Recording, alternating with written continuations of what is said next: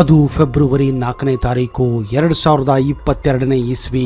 ಪ್ರಿಯಾಂಕಾ ತನ್ನ 3 ಮಕ್ಕಳೊಂದಿಗೆ ತನ್ನ ಗಂಡ ಡ್ಯೂಟಿ ಮುಗಿಸಿ ಬರುವ ಹಾದಿಯನ್ನೇ ಕಾಯುತ್ತಿದ್ದಳು. ಆದ್ರೆ ಅವತ್ತು ರಾತ್ರಿ ಗಂಡ ವಾಪಸ್ಸು ಇನ್ನೂ ಟೈಮ್ಗೆ ಬರಲೇ ಇಲ್ಲ.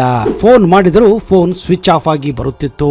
ಕೊನೆಗೆ ತನ್ನ ಗಂಡನ ಜೊತೆ ಕೆಲಸ ಮಾಡುತ್ತಿದ್ದ ಕಂಡಕ್ಟರ್ ಶೈಲೇಂದ್ರ ಗುಪ್ತಾಗೆ ಪ್ರಿಯಾಂಕಾ ಫೋನ್ ಮಾಡುತ್ತಾಳೆ. ಆ ವ್ಯಕ್ತಿಯು ಮೊದಲು ಫೋನ್ ಅನ್ನ ಪಿಕಪ್ ಮಾಡುವುದಿಲ್ಲ. ಸ್ವಲ್ಪ ಹೊತ್ತಿನ ನಂತರ ಅವನ ಫೋನ್ ಕನೆಕ್ಟ್ ಆಗುತ್ತದೆ. ಪ್ರಿಯಾಂಕಾ ಗಂಡನ ಬಗ್ಗೆ ಕೇಳಿದಾಗ ಒಂದು ಚಿಕ್ಕ ಆಕ್ಸಿಡೆಂಟ್ ಆಗಿದೆ, ಅದಕ್ಕೆ ಆಸ್ಪತ್ರೆಯಲ್ಲಿ ಇದ್ದೇವೆ ಅಂತ ಹೇಳಿದ್ದಾನೆ. ನೀವೇನು ಗಾಬರಿ ಪಡಬೇಡಿ, ಬೇಗನೆ ಮನೆಗೆ ಬರುತ್ತಾನೆ ಎಂದು ಫೋನ್ ಇಟ್ಟಿದ್ದಾನೆ.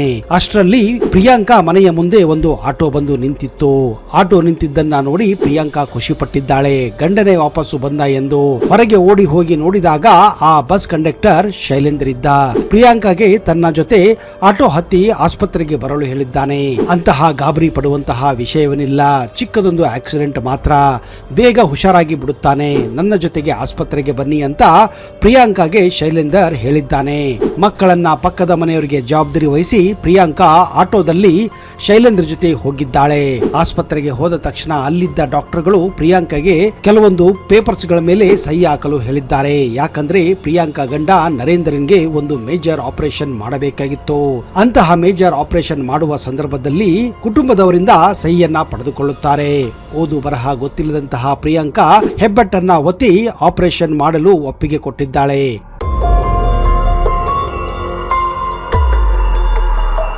3 ಗಂಟೆಗಳ ಕಾಲ ಆಪರೇಷನ್ ಆಗಿದೆ. ಆದ್ರೆ ಪ್ರಿಯಾಂಕಾ ಎದೆ ಬಡಿತ ಮಾತ್ರ 3 ಪಟ್ಟು ಜಾಸ್ತಿಯಾಗಿತ್ತು. ಮದುವೆಯಾಗಿ 6 ವರ್ಷದಲ್ಲಿ ಅವರ ಸಂಸಾರ ಚೆನ್ನಾಗಿ ನಡೆದಿತ್ತು. ನರೇಂದ್ರ ಉತ್ತರ ಪ್ರದೇಶ ಸಾರಿಗೆ ಸಂಸ್ಥೆಯಲ್ಲಿ ಡ್ರೈವರ್ ಆಗಿ ಕೆಲಸ ಮಾಡುತ್ತಿದ್ದ. 6 ವರ್ಷಗಳಲ್ಲಿ 3 ಮಕ್ಕಳ ತಂದೆ ಕೂಡ ಆಗಿದ್ದ. ಎಲ್ಲವೂ ಸರಿಯಿತ್ತು. ನರೇಂದ್ರ ಒಬ್ಬ ಅತ್ಯುತ್ತಮ ಡ್ರೈವರ್ ಕೂಡ ಆಗಿದ್ದ. ಹೀಗಾಗಿ ಕೇವಲ 2 ವರ್ಷಗಳ ಹಿಂದೆ ಅಲ್ಲಿನ ಮುಖ್ಯಮಂತ್ರಿ ಅವರ ಕಡೆಯಿಂದ ವರ್ಷದ ಅತ್ಯುತ್ತಮ ಡ್ರೈವರ್ ಎಂದು ಕೂಡ ಪ್ರಶಸ್ತಿಯನ್ನ ಗಿಟ್ಟಿಸಿಕೊಂಡಿದ್ದ. ಇಷ್ಟೆಲ್ಲರ ಮಧ್ಯೆ ಅವತ್ತು ಕೊನೆಯ ಟ್ರಿಪ್ ಅನ್ನ ಮುಗಿಸಿ ಮನೆಗೆ ಬರಬೇಕಾಗಿತ್ತು. ಆದ್ರೆ ಆ ರೋಡು ತುಂಬಾ ಚಿಕ್ಕದಾಗಿದ್ದರಿಂದ ಎದುರುಗಡೆ ಬಂದಂತಹ ಒಂದು ಲಾರಿ ಕಂಟ್ರೋಲ್ ತಪ್ಪಿ ಬಸ್ಗೆ ಡಿಕ್ಕಿ ಹೊಡೆದಿತ್ತು. ಇದರ ಪರಿಣಾಮವೇ ನರೇಂದ್ರನ 2 ಕಾಲುಗಳು ಹೋಗಿದ್ದವು. ಈಗ ಏನೇ ಇದ್ರೂ ಜೀವಕ್ಕಾಗಿ ಹೋರಾಟ ನಡೆದಿತ್ತು. ಪ್ರಿಯಾಂಕಾ ತನ್ನೆಲ್ಲ ದೇವರುಗಳನ್ನ ನೆನಪಿಸಿಕೊಂಡಿದ್ದಾಳೆ. ಎಲ್ಲವೂ ಸರಿ ಹೋಗುತ್ತದೆ ಎಂದು ಭಾವಿಸಿದ್ದಾಳೆ. ಆದ್ರೆ ಆಪರೇಷನ್ ಥಿಯೇಟರ್ ನಿಂದ ಹೊರಗೆ ಬಂದಂತಹ ಡಾಕ್ಟರ್ ಸಿಹಿ ಸುದ್ದಿಯನ್ನ ನೀಡಲೇ ಇಲ್ಲ. ಬದಲಾಗಿ ನರೇಂದ್ರನ ಸಾವಿನ ಸುದ್ದಿ ಹೇಳಿಬಿಟ್ಟಿದ್ದರು. ಎಷ್ಟೇ ಪ್ರಯತ್ನ ಪಟ್ಟರೂ ತಮ್ಮಿಂದ ನರೇಂದ್ರನ ಬದುಕಿಸಲು ಸಾಧ್ಯವಾಗಿಲ್ಲ ಅನ್ನೋದು ಅವರ ಮಾತುಗಳಾಗಿದ್ದವು. ಈ ಮಾತುಗಳನ್ನು ಕೇಳುತ್ತಿದ್ದಂತೆಯೇ ಪ್ರಿಯಾಂಕಾ ಕೂತಲ್ಲಿಯೇ ಪ್ರಜ್ಞಾಹೀನಲಾಗಿದ್ದಾಳೆ. ಆಕಾಶವೇ ಅವಳ ಮೇಲೆ ಬಿದ್ದಂತಾಗಿದೆ. ಕಾರಣ ಅವಳು ವಿದ್ಯಾವಂತೆ ಅಲ್ಲ, ಓದು ಬರಹ ಗೊತ್ತಿಲ್ಲ. ಅಡುಗೆ ಮಾಡುವುದನ್ನ ಬಿಟ್ಟು 3 ಮಕ್ಕಳನ್ನ ಸಾಕುವುದೇ ಅವಳ ಕೆಲಸವಾಗಿತ್ತು. ಆದರೆ ಈಗ ಗಂಡ ಹೋದ ಮೇಲೆ ಆ ಮಕ್ಕಳನ್ನ ಹೇಗೆ ಸಾಕಬೇಕು, ಜೀವನವನ್ನ ಹೇಗೆ ಮುಂದುವರಿಸಬೇಕೆನ್ನುವುದೇ ಅವಳ ಮುಂದೆ ದೊಡ್ಡದಾದಂತಹ ಪರ್ವತದಂತಹ ಒಂದು ಪ್ರಶ್ನೆ ಆಗಿತ್ತು.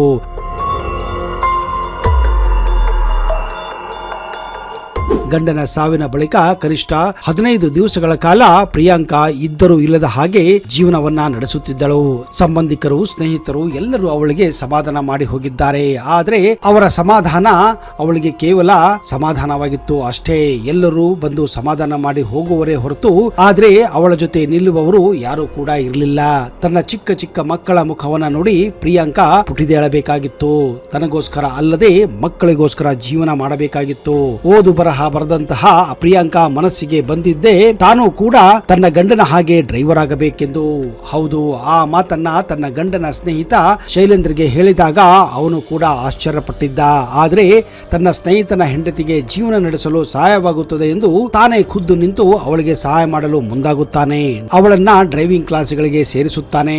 ಛಲ ಬಿಡದೆ ಪ್ರಿಯಾಂಕಾ ಬಸ್ ಓಡಿಸುವುದನ್ನ ಕಲಿಯುತ್ತಾಳೆ.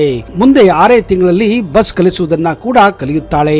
ಉತ್ತರ ಪ್ರದೇಶದಂತಹ ರಾಜ್ಯದಲ್ಲಿ ಒಂದು ಹೆಣ್ಣು ಬಸ್ ಓಡಿಸುತ್ತಾಳೆ ಅನ್ನೋದನ್ನ ನೋಡಿ ಹಲವಾರು ಜನ ನಕ್ಕು ಸುಮ್ಮನಾಗಿದ್ದರು. ಆದ್ರೆ ಅವಳ ನೋವು ಅವಳಿಗೆ ಮಾತ್ರ ಗೊತ್ತಿತ್ತು. ಯಾರು ನಕ್ಕರೇನು, ಯಾರು ಏನೇ ಅಂದರೇನು, ಅವಳ ಮಕ್ಕಳನ್ನು ಸಾಕುವಳು ತಾನೇ ಅಲ್ವೇ, ಬೇರೆ ಯಾರು ಅಲ್ಲ.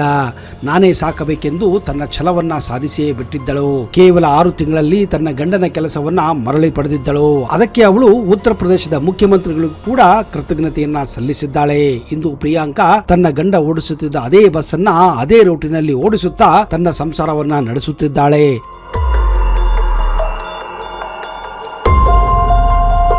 ನೋಡಿದಿರಾ ಸ್ನೇಹಿತರೆ, ಪರಿಸ್ಥಿತಿ ಎಂಥವರನ್ನು ಕೂಡ ಹೇಗೆ ಬೇಕಾದರೂ ಯಾವ ಕೆಲಸ ಬೇಕಾದರೂ ಮಾಡಿಸುವಂತಹ ಛಾತಿಯನ್ನ, ಛಲವನ್ನ, ಧೈರ್ಯವನ್ನ ಕೊಡುತ್ತದೆ ಅನ್ನುವುದಕ್ಕೆ ಈ ಒಂದು ಘಟನೆ ಸಾಕ್ಷಿಯಾಗಿದೆ.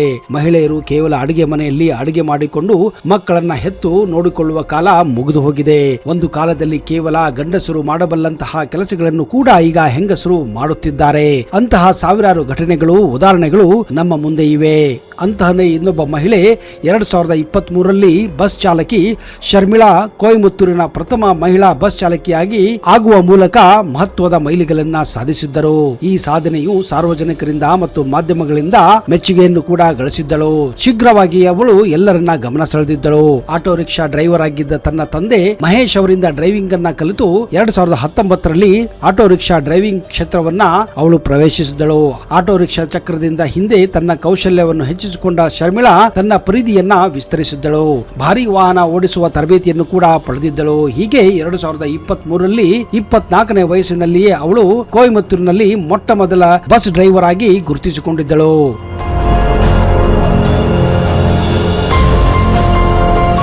ಇನ್ನು ಜೈಪುರದ ಹೇಮಲತಾ ಕುಶಾವರ್ತರ ಕಥೆಯಂತೂ ಇದಕ್ಕಿಂತ ಚಿಂತಾಜನಕವಾಗಿದೆ. 1 ವರ್ಷದ ಮಗುವನ್ನು ಬಿಟ್ಟು ಅವಳ ಗಂಡ ಹೋದ ನಂತರ ತನ್ನ ಸಂಸಾರವನ್ನ ಸಾಕಲು ಹೇಮಲತಾ ಪಟ್ಟ ಕಷ್ಟ ಅಷ್ಟಿಷ್ಟಲ್ಲ.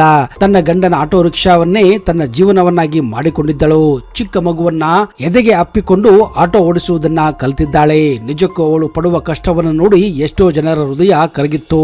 ಆದ್ರೆ ಜನರು ಮಾತನಾಡುತ್ತಾರೆ, ಯಾರು ಕೂಡ ಸಹಾಯ ಮಾಡುವುದಿಲ್ಲ ಎನ್ನುವುದು ಅವಳ ಜೀವನದ ಅನುಭವವಾಗಿತ್ತು. ಇದೇ ಕಾರಣ ಗಂಡನ ಆಟೋವನ್ನೇ ಸ್ವಂತ ತಾನೇ ಕಲಿತು ಈಗ ಆಟೋ ಓಡಿಸುವುದನ್ನ ತನ್ನ ಜೀವನ ಮಾಡಿಕೊಂಡಿದ್ದಾಳೆ. ದಿನ ರಾತ್ರಿ ಅನ್ನದೇ ಮಗುವನ್ನ ಎದೆಗೆ ಕಟ್ಟಿಕೊಂಡು ತನ್ನ ಪ್ಯಾಸೆಂಜರ್ಗಳನ್ನ ಒಂದು ಜಾಗದಿಂದ ಇನ್ನೊಂದು ಜಾಗಕ್ಕೆ ತಲುಪಿಸಿ ತನ್ನ ಮಗುವನ್ನ, ತನ್ನ ಜೀವನವನ್ನ ನಡೆಸುತ್ತಿದ್ದಾಳೆ.